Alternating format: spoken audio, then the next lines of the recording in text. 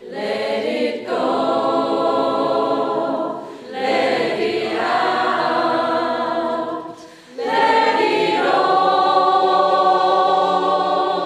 unravel. Set it free, and it can be a path on which to travel. What I wanted to achieve from this retreat was to start looking at a new way of providing information for people who are living with the late effects of polio.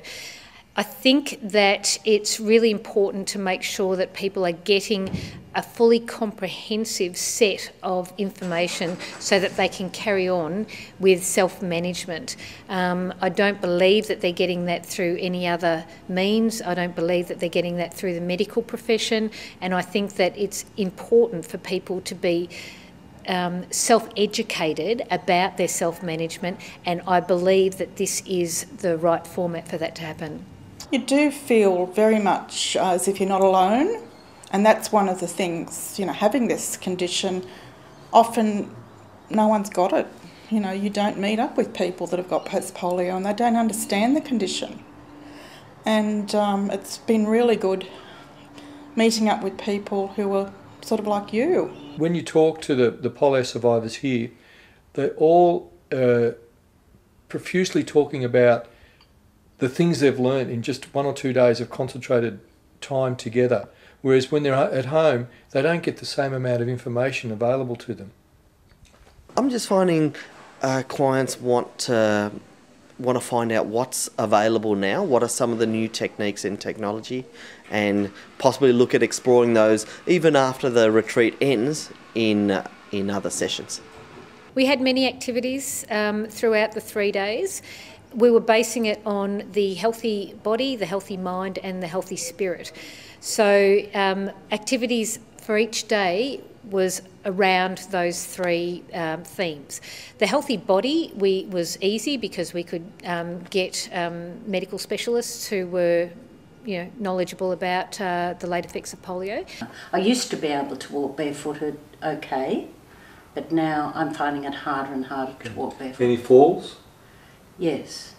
How often? I haven't ever hardly had any falls, but I had a fall about a month ago in the bath, and I would have a shower over my bath. I feel really quite heavily. Have you had any physiotherapy at all? Yes, a little bit, and that does help.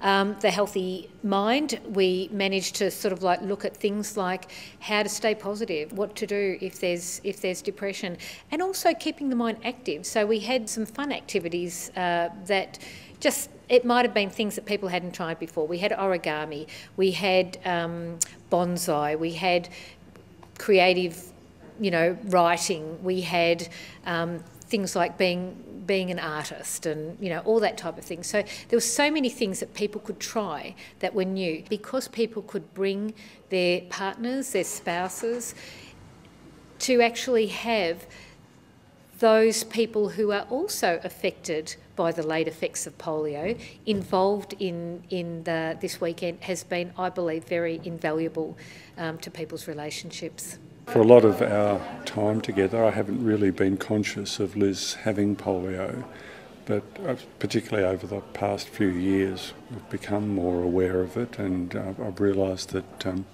I'm also part of the polio community, and there's stuff for me to learn here, and there's stuff for Liz and I in terms of how we get on.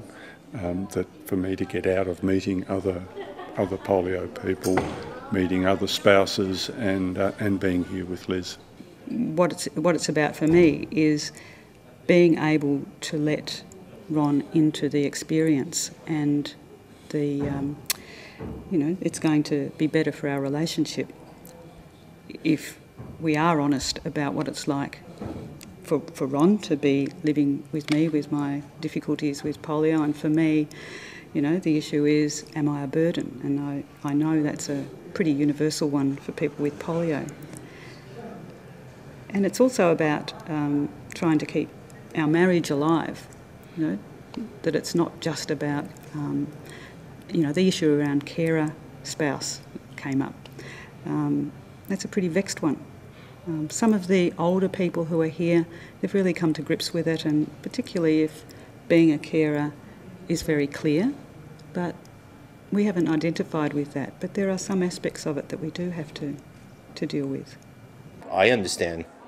She felt that it was over, polio, this is what happened, this is what I have to deal with for the rest of my life. And I think it's only recently that she's discovered that, wait a minute, there's a second chapter to the story. And so she's a little apprehensive about that, and this is going to help a lot. Yeah, and I was coming across a lot of frustration because nobody out there seems to know what it is. And I went and talked to GP about 6 months ago, and I actually found that he knows less than I do.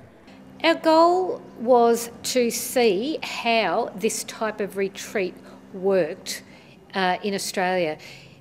We know that it has worked overseas, but it has never been run in Australia before. So if it worked here, and it, by all appearances, it looks like it has worked, we've had some very positive feedback, we want to roll this out across the country. Our goal is to be able to provide this type of experiential learning and self-management learning to all polio survivors who can make this type of retreat across Australia. Well, for me, this has sort of been, there's been a sense of living the experience that it hasn't really stopped from the time that we arrived here to the time that it finishes. There's been different sorts of experiences, but there's been a wholeness about it, and a sort of a continuity of learning things, meeting people, talking at meal times,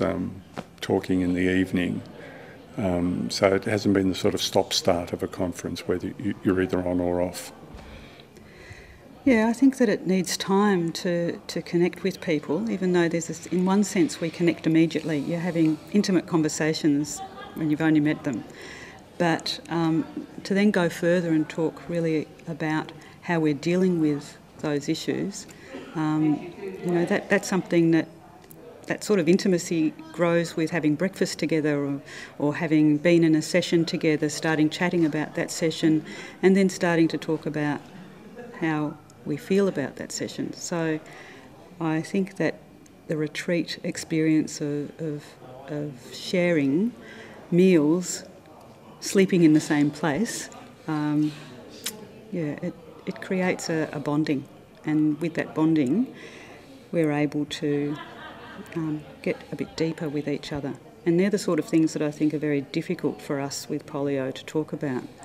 And right at the very end just here at the end of the session, at the wind-up, I started a conversation with somebody who was regretting that she didn't bring her husband, and how difficult it was for her to let her husband into some of those experiences and feelings. I think that most people who have got to our age and above have know somewhere in themselves that they want to relate to other people who have polio, but have spent so much time perhaps passing as not having had polio, passing as normal. And I think that talking about your story, after years and years of suppressing that story, is probably one of the most liberating experiences.